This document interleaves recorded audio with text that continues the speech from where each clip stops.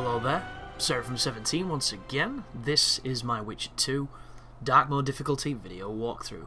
We're in Chapter 2, and we're going to be acquiring an extremely good sword now that we've crossed over towards the Kedaweny camp. We're not going to be going inside the Kedaweny camp, instead we're going to be going off on a side tangent. And we're going to be avoiding pretty much all conflict until we get to an area that is this little dense forest filled with Indregers, which we haven't seen since Flotsam.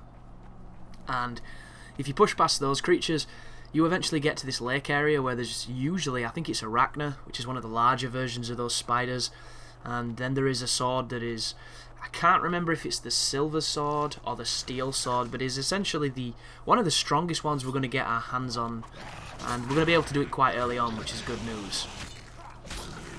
If you're playing on the Roche side of the game, you can do this immediately at the beginning of Chapter 2, because instead of having Vergen as your hometown, on that campaign you actually have the Kedaweny camp as your hometown, so it's a drastically different part of the game when you play it that way.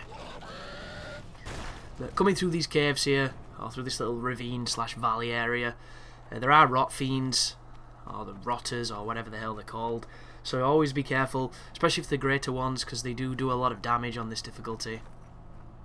And just be aware that on Dark Mode, regardless of how tough you are, regardless of how high leveled you are, if something hits you hard enough, you go down really quickly. You know, that's one of the tenets of the difficulty.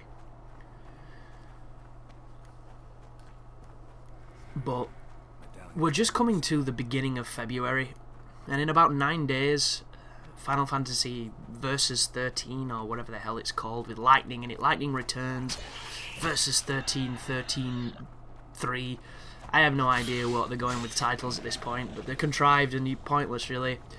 All I know is it's supposedly the Dark Souls inspired Final Fantasy, you know, abridged version. And I'm hoping to cover it, even though the playthrough that I did of the demo got absolutely railed on YouTube by copyrights and bullshit like that.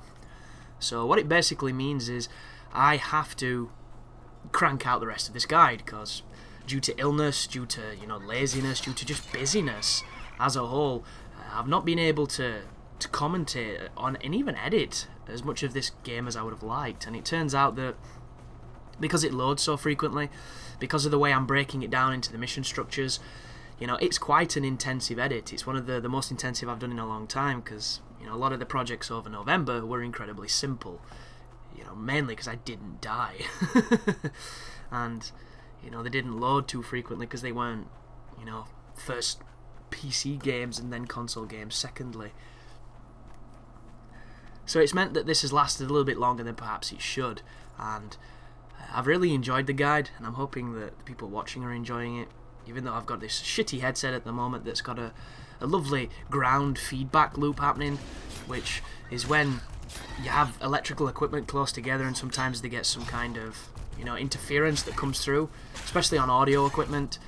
And I've tried everything I can to get rid of it, and it's just a fact of life, but it makes me feel like I've got fucking tinnitus, and I hate it.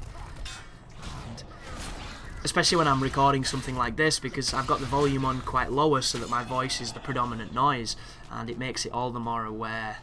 And it's just, you know, just one of those annoyances that is definitely a first world problem. But now that we've killed these dudes, there's a power-up point there, one of the Circle of Lives. You're going to be able to loot quite a lot of Indrega parts if that's what you're looking for, and some Araka's stuff. There's a nice trophy and some armor, and the weapon is over here. It is the Arbitrator. Arbitrator? Is that right? It's a strange name.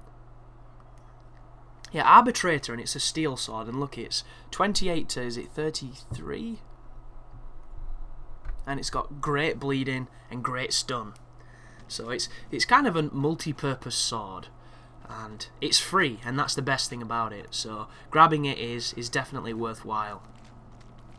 And now that we've done that, it's going to give us a little bit of an advantage when it comes to fighting the standard human enemies, the soldiers, which we're going to be doing quite a lot of, because the stun on this game is the most overpowered aspect of the combat, which is one of the main reasons why I use the Ard sign more than almost every other sign. And if you can get it on your weapon, which quite a lot of them do specialise in it, it's just a fantastic addition, so I definitely recommend it. But I'm not too sure why Geralt said that, because if you look at the the radar, there doesn't seem to be any enemies, and I can't see any circle of lives or any magical enchanted spots. Interesting. But I think this is the Watcher's Hut. And there's a side quest with this guy which involves quite a lot of stuff. No, sorry, this is the Visionary's Hut. There you go. And this guy seems to play a much bigger role on the Roche side of the story than he does on this side, because he has something to do with Sabrina, who is one of the first witches who fought in the war, the eternal battle that's raging right now in that dangerous mist is retelling. And this guy has a very important role in that, because he happened to be there at the execution of Sabrina when she essentially, you know, became a traitor to their force. But thank you for watching, guys, and as always, you take care now.